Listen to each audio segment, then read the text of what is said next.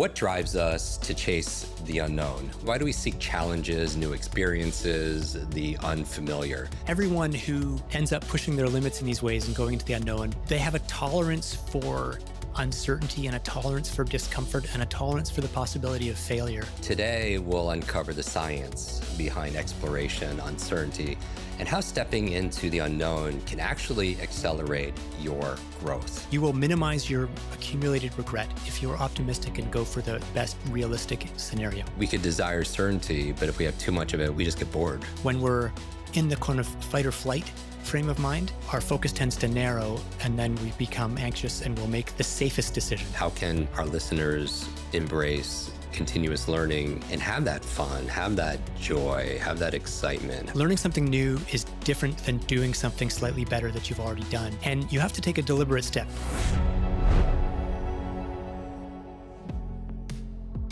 Welcome back, Kwik Brains. I'm your host and your brain coach, Jim Kwik. Today, we'll learn how to accelerate your learning in your life through actively engaging in exploration, seeking out challenges and uncertainty. In addition to understanding what exploring is and what drives us to explore as human, we also will be discussing how uncertainty drives us forward, and we'll take a look at the processes happening in our nervous system, in our brain, when we challenge ourselves in new ways, and the role predictive processing has in our life. Our guest today, and I'm a fan of his work, is Alex Hutchinson, the New York Times bestselling author of this book that I just pulled off if you're watching the extended version on YouTube, Endure. This was one of my favorite reads, and I think it was in 2018. He's a longtime columnist of Outside Magazine and a National Magazine award-winning journalist. He's a long-distance runner for the Canadian national team, former long-distance runner, and has a very impressive academic background, holding a master's in journalism, a PhD in physics. His latest book is the topic of discussion today. It's called The Explorer's Gene, and it explores the science behind why we're wired to seek new challenges and unexplored territories. Welcome to the show, Alex. Thanks so much for having me, Jim. I was talking to you before we started recording. I was a big fan of Endure. We'll put the link to Endure and your new book, as well as your social media, everything in our podcast notes. I would encourage people to go to jimkwik.com/notes, where we put the summary there also as well. But you definitely want to listen to this brainy conversation. So in the latest neuroscience, it suggests that exploration in any form, whether it's trying a new restaurant, changing careers, deciding to run a marathon, is really an essential ingredient in human life. So I'd love to start with what does exploration mean to you? And what made you want to explore the subject of explore or exploration? There's kind of a meta element to this. So if you do the word association test and say explorer, I would probably say Christopher Columbus or something like that. There's this sort of traditional view of exploration as sailing across the ocean. And I find that stuff interesting. Ever since I was a kid, I've liked the idea of heading out into the woods and pretending that I'm discovering something. But really what got me interested is the broader idea of exploring new things in daily life and in careers. And so for me, it was my last book, Endure, which was out in 2018. It did well. And so I was facing this dilemma of do I write Endure 2, Revenge of the Science of Endurance, or do I do something completely different? And the smart thing to do would have been Endure 2, but I recognized that it didn't seem fun to me. I was pulled to do something different. And it wasn't even anything specific. It wasn't like, I really want to do this other thing. It was just I want to do something different and new. And that got me thinking about exploring and the draw of new things, whether it's new foods, new places, new ideas. And so I really wanted to dig into that broader concept of what enduring is, or what exploring rather is. As human beings, what drives us to explore? What do we seek to gain from it? You can answer that on a couple different levels. As a species, we've been rewarded for exploring by discovering new territory, new ways of catching food, new ways of thriving. And so we've evolved in a way such that people who explored and discovered new things passed on their genes, and we still carry that legacy. You can even go a level deeper and say that to be alive, to be an organism that is existing in the world, you have to have a drive for novelty You mentioned predictive processing at the top, this idea of how brains are wired. You want to be discovering new things because that's how you ensure that a monster doesn't jump out from behind the next corner. You need to be learning about the world, and so we're wired in a very fundamental way to pursue the things we know least about in some ways. I'm a Trekkie amongst other things, and this must come up in interviews. But once in the future, once everybody has resources, Captain Picard or Captain Kirk or a number of captains, they go out on the Enterprise to seek exploration, and we do an annual brain performance conference where we have various individuals like Stephen Kotler talk about flow, Dr. Amen talk about brain health. We had a friend of mine, Rod Roddenberry, who is Gene Roddenberry's son, talk about the vision of Star Trek and exploration. I'm curious. You discussed the concept of there's this genetic advantage in extreme environments. Maybe you could elaborate on how these genetic factors play a role in everyday challenges and stress resilience. The title of my book is The Explorer's Gene, which is a little bit tongue in cheek, but also there is some very interesting research on the kind of genetic underpinnings of this desire to expand, even like you said, even when we have resources where we are, even if we're reasonably comfortable. And this is not new. This is not just we're going to go to Mars even though we have Earth. It's also, we're doing fine in Africa and the Near East, but we're still going to expand and go to Easter Island and go to the Antarctic and go to Australia.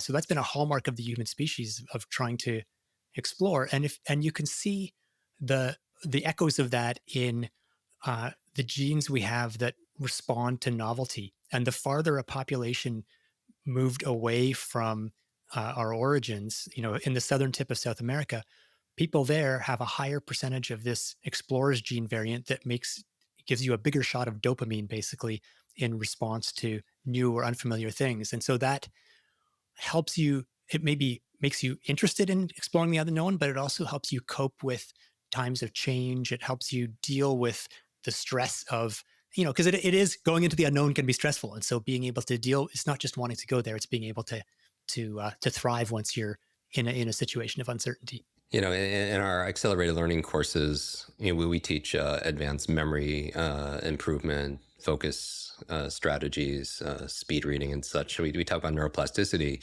and the keys there are novelty and nutrition. Just like pushing your body and growing your body, you need novelty. You have to give it stimulus and then feed it proper nourishment. In your books, and I'm overlapping a little bit with Endure because I'm a big fan of that book, you've explored stories of remarkable individuals who have pushed the boundaries of human endurance, right?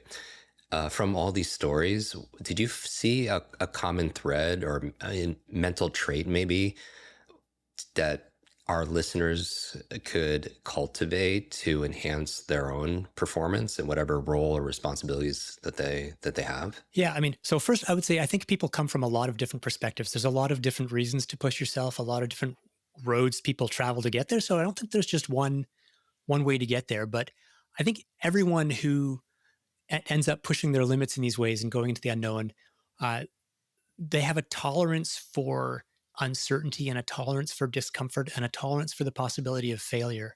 So they're willing to keep going even when things get uncomfortable and even when they're worried that it might not. And that's something that I think is very trainable. That it's not that some people are just born willing to keep pushing. That you learn through exposure and through training yourself that, oh yeah, this is hard or this is difficult or this is unfamiliar, but I'm not going to die, and so I can push it a little harder the next time. I'd love to explore a key concept in your book. It's the explore exploit dilemma. You outline it in the book and how it drives our decision making. How does that happen? It's a great point that it's a choice. And so when I started writing about the idea of exploration, I think I was imagining that the subtitle of the book would be like, how to explore more. Exploring is always good. Why you should become more of an explorer. And I think I came away with a more nuanced perspective that it is like you said, the explore exploit dilemma, which is, do you exploit the knowledge you already have or the path you're already on, or do you explore? And there's a time for both. So it's not all about always. It's like if you're exploring new music, it's not like I'm only going to listen to every song once. I'm never going to listen to the same song twice. Sometimes there's a good role for exploiting the knowledge you've already got. So how do you make those decisions? And just to illustrate that, I guess the best illustration of the explore exploit dilemma is you go to a restaurant you've been to many times before. You know that you like the hamburger, and you always have that choice. Do I get the thing that I got last time, which I know is good, or do I try this other thing, which might be great but might be terrible? So are you willing to take a chance? And that recurs throughout your life, through your dating life, through your career. On a corporate level, are you going to exploit your current product or explore, invest in R&D for a new product? So these are real choices, and it's not just a glib like you must explore more. How do you make that choice? Regret is such an important concept that you mentioned, and there's lots of like deep math that goes into how to optimize these choices, and it's not trivial. But one of the heuristics, one of the sort of approximate methods of making good choices is to be optimistic in the face of uncertainty, which means if you're torn between two options, think about which one has the best realistic upside. And that's good intuitive advice. It's like you're not going to look back, and you're more likely to look back and regret not asking someone to dance than asking someone to dance and they said no.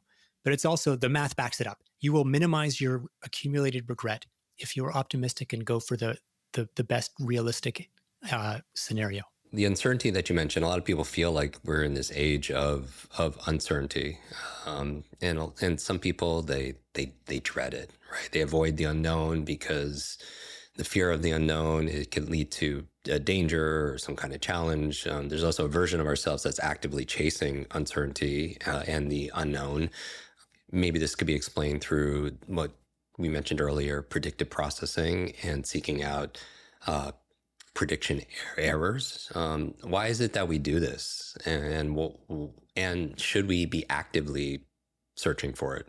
This idea of predictive processing is it's been around for about 20 years now. It's sort of a theory in neuroscience that tries to explain how brains are wired.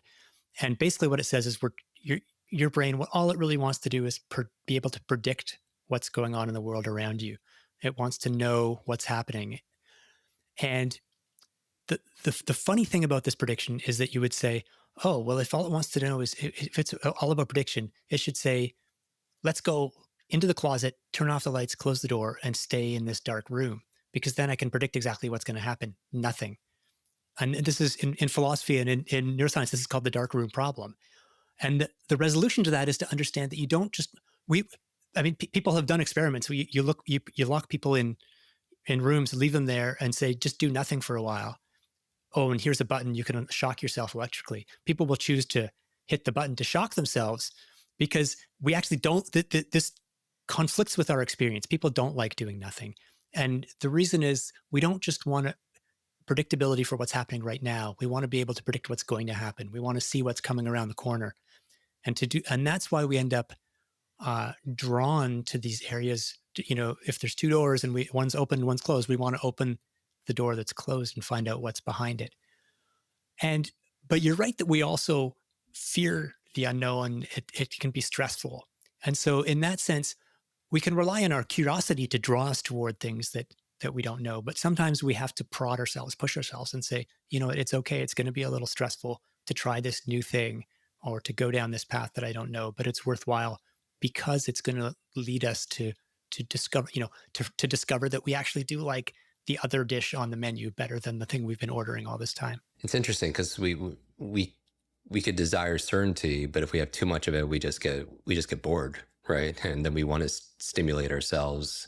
And with the predictive processing, is our goal to decrease predictive error? Like, our brain's always searching for the digestible prediction errors, right? And then in the book, I highlighted a part where you talk about exploratory versus exploitatory, like states of mind in the book. Maybe you could go into what are these states and how can they help us improve, and why does more effort create more meaning for us? Like I tell people, like, comfort zone's a nice place to visit, but nothing really grows there, right? This idea of prediction error that you mentioned is really important because it's not that we want no prediction error. It's that we like the feeling of reducing prediction error. So we don't like when prediction error gets to zero. We don't like knowing everything. We like the feeling of discovering things. And so that suggests that we want to be looking for opportunities where there's a sweet spot. It's not that you want everything to be super complicated and incomprehensible, or too hard. And it's not that you want it to be easy. And, it's, if you're on a sports team, you don't want to play the team where you win 25 nothing, because that's not satisfying either. If you know what's going to happen, you want to be in that intermediate zone where you can reduce prediction error. And so, you know, there are times when we're more exploratory or more exploitatory, and there are ways of moving yourself to, like, let's say you're trying to brainstorm for new ideas. You want to be an exploratory frame of mind. How can you do that? Well, there are tactics like zooming out. Think about, how will I look back on this choice a year from now? Or how will I look back on this decision? What would I be most satisfied with myself? Trying to make it less personal, because when we're in the moment, when we're in the kind of fight or flight frame of mind, our focus tends to narrow, and then we become anxious and we'll make the safest decision, which is good sometimes. But if you can take a step back, give yourself some space, think about how you'll look back on this decision, you're more likely to take a chance. So you could kind of do these mental experiments where you could kind of travel in the future, looking back on today.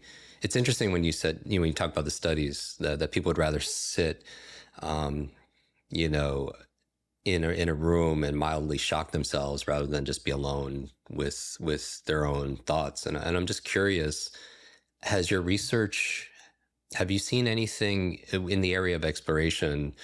How can embracing a mindset of exploration lead to things like, we do a lot about thinking and decision making, problem solving, and when you're in fight or flight, you're in this kind of you're in your survival mode, right? Your survival brain holds you hostage from your creativity or your imagination, your ability to solve problems. Have you seen anything with exploration related to our thinking capacity and problem solving skills? One thing that really surprised me in doing the research was that, it's well known that IQ scores have been drifting upwards for like a century. They keep having to renormalize the scores because people do better on them, probably because our society demands more, abstract thinking. There's also standardized tests of creativity, and those scores have been going down since the early 90s, and have been actually crashing in the last 15 years or so. So we're not necessarily doing well at thinking creatively or exploring new ideas. And this is a complicated problem, but I think, to me, I talked to one of the researchers I talked to was a guy in Denmark named Mark Mallendorf Anderson, who studies play. And I think he makes a compelling point that if you want to be able to identify those sweet spots I was talking about of intermediate uncertainty, where you have a chance of really learning something quickly and in a satisfying way, your sense of play is actually really important. Your sense of what's interesting. And it's easy to say that. We should play more. This doesn't mean you should go to the playground and slide down the slide. It's more about and if we're talking about adults rather than kids, kids, you give them time and they'll play naturally, right? They're still in tune with this sense of, if they think it's more fun to go up the slide than down the slide, they're going to go up the slide because that's new to them and going to teach them something. For adults, we're constrained by all these responsibilities in life. And so I think we get on that one track mind of, I got to do the next thing, hit the next deadline, pay the next bill. This is difficult. I mean, we do have to pay the bills, but if you're able to carve out space to ask yourself, what do I find interesting in this range of options? What would be fun? What would I do if I wasn't worried about the next thing? I think that's a really good way of kind of unleashing your ability to come up with new or different ideas. And internally and also externally, it's like we have two young children, and just the play. They're not also even thinking about other people's opinions and making mistakes or maybe looking bad. And in my intro of you, clearly you have a diverse set of interests and careers. Have you learned or discovered anything about the process of skill acquisition? How can our listeners embrace continuous learning and have that fun, have that joy, have that excitement? How can they bring that in? Even maybe somebody listening, they're in mid-career, or they think it's too late, to change any part of their life at this point. Your advice be? Are you a high achiever constantly seeking that next level of success? Welcome to the Kwik Success program. It's a deep dive and support system to master your life and scale to new heights in personal and professional achievement. Included is our exclusive monthly book club, where we process transformative ideas from amazing books to level up your learning and your life. We also bring the author to the club to answer your burning questions. You can also participate in monthly live coaching calls with me, where your questions meet my decades of expertise. Simply go to kwiksuccess.com, that's KWIK success.com, and choose the plan that works best for you. The first thing to understand is that it is normal and rational that as life goes on, you become a little less exploratory. Because when you're young, you have the whole world to learn about. By the time you're old, you kind of know stuff, and you know what kinds of foods you generally like, and so you don't have to re-explore. Learn how to tie your shoes every morning just to be exploratory. But we get locked in this. Uh, like half the things we do in a given day are by some estimates are habits, and habits can be very powerful because they're efficient, but they constrain us from discovering new things. And so it's important to understand that learning new things uses a completely different part, uses many different parts of your brain that are different from doing things uh, based on habit. And maybe this is most clear if we look at like navigation, getting from point A to point B. Once you learn the route, you stop thinking about where you are. And now that we have GPS, we never have to think about where we are. So we don't actually use the hippocampus to cognitively map our our surroundings.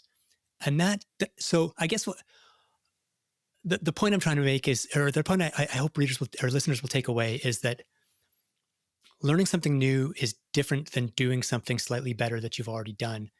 And you have to take a deliberate step. So it's amazing how rarely in the context of adult life, you have to learn something completely new and be bad at something.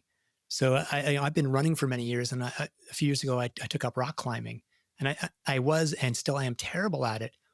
But I could just feel that this was a part of my brain that I hadn't stretched in a long time. So I think making a deliberate decision to try something new or different is a good way of kind of exercising that part of yourself that's capable of laying down new patterns and new ideas. In the two books I mentioned, Endure and Explorer's Gene, you touch on this balance between mental and physical training, and individuals who achieve extraordinary feats.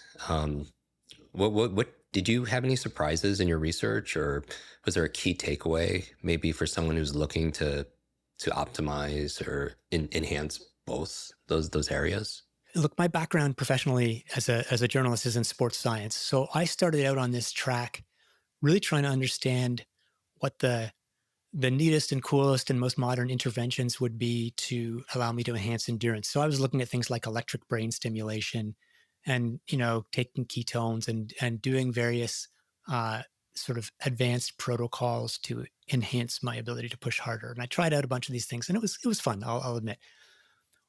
But where I ended up as a conclusion is that the inner monologue, what you're telling yourself, inside your head, your self-talk is probably the most important lever we have in terms of, in the context of running a marathon. If you're saying, this is really hard, why did I sign up for this stupid stuff? Then that's a self-fulfilling prophecy in the same way as whereas if you're telling yourself, it's hard, but this is how everyone else is feeling, and this is what I trained for, you're much more likely to push through. And I think that's a very general message that applies to intellectual pursuits, creative pursuits, career pursuits too. That if you're that in a very real, not in a very real neuroscientific way, if you're telling you what you're telling yourself about your capabilities and your interests, really can become a self-fulfilling prophecy. So you need to decide what you want to do, and then work on internalizing that message.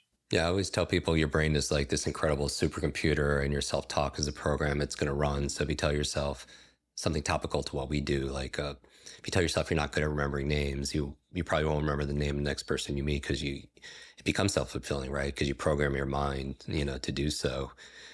Um, if someone's listening, and I was wondering if you had and maybe you don't, but a quick tip or a quick tool for somebody day to day to add more or distinction or an idea to add more exploration in their day. Is there anything that kind of comes to mind? A tool, a tip, a habit, a routine to kind of move people to be more bold in their exploration? You know, rather than giving a general tip, because there are a lot of like general, just sort of, open yourself to, I'll say the most concrete thing that I have done after writing this book is that uh, unless I'm forced to, I don't use turn by turn directions on my GPS anymore. Interesting. And I'll still look up how to get from point A to point B, and then I'll try and figure it out, know it, and go. And sometimes I make wrong turns, and my kids are in the back seat saying, "Daddy, why did you make that wrong turn? Mommy uses Waze. Why don't you use Waze?" But to me, this is like it's both because I actually am convinced by some neuroscientific research that it's good to be finding your way around and to be lost sometimes. But it's also because it serves to me as a kind of reminder or as an emblem of the idea that I'm okay to be in the world, not always knowing exactly where I am and where I'm going, and that there's some adventure and fun in heading down a street and not being entirely sure where the next turn is or where I'm going. And so I use that as a reminder to spread that into the rest of my life too. And that's great because it provides evidence that you are, who you say you are, that you are an explorer, right? And these little things it could map out into, other areas of our life, for sure. Um, looking into and we talk, it's interesting. We talk about digital. I coined a term called digital deduction, where the high reliance on technology to think for us with algorithms or, getting from here to there, like GPS, you kind of go on default, right? And you don't have to exercise or build your visual spatial intelligence, and see new things, try to figure things out. And I find that our nervous system, our brain's like a muscle. It's like use it or lose it, and sometimes technology, like digital dementia, if everything's remembering something for us, we don't have to do it. And like, how many phone numbers do you remember, right? Not that I want to memorize 500 numbers, but it should be concerning. We haven't exercised those muscles to remember one or a PIN number or a passcode or something we just read. Looking into the future, how do you see the ideas in the explorer's gene influencing the next generation of explorers or innovators and learners? What's the first step? Also that you recommend people take. Obviously, buying your book. That's step zero. But so what I would say is I think we're at a stage that's sort of maybe 20 years behind where we were with physical fitness. And,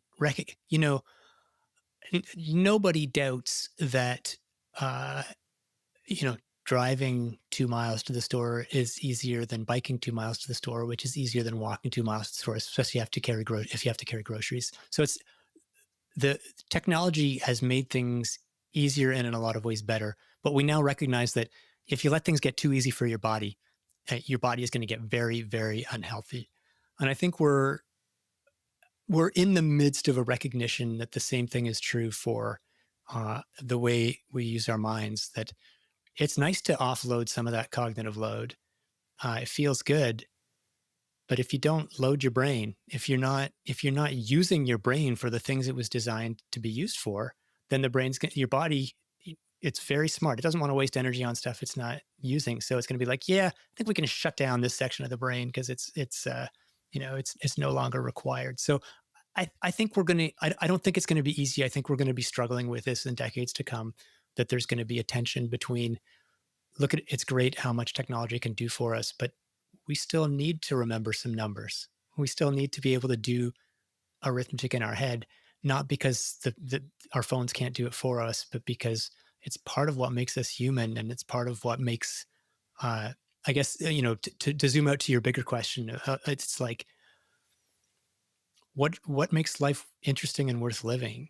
And it's not just getting enough food. I think there's some really interesting research suggesting that meaningful things, things that make us feel like our lives have meaning, tend to be challenging and uncertain, and involve embracing some risk. Very well put. Yeah, it's use it or lose it. And technology is a wonderful tool, but if it's using us, then we become the tool, right? Technology is very an elevator. If you live on the fifth floor, our office is there. Is a form of technology. It's very convenient, but then you don't get those steps in. So it's balancing something convenience, but it could also be crippling if you rely on. If I put my arm in a sling for a year, it wouldn't grow stronger. It wouldn't even stay the same. It would grow weaker, and we don't want our curiosity, our mental strength, our focus to atrophy, if you will. To end each episode, I always ask our guests, because at the core, after 400 plus episodes, it's really about learning. And I'm just curious, what is one thing that you're currently exploring or learning about or studying that has you excited and lights you up? That's an interesting question. Yeah.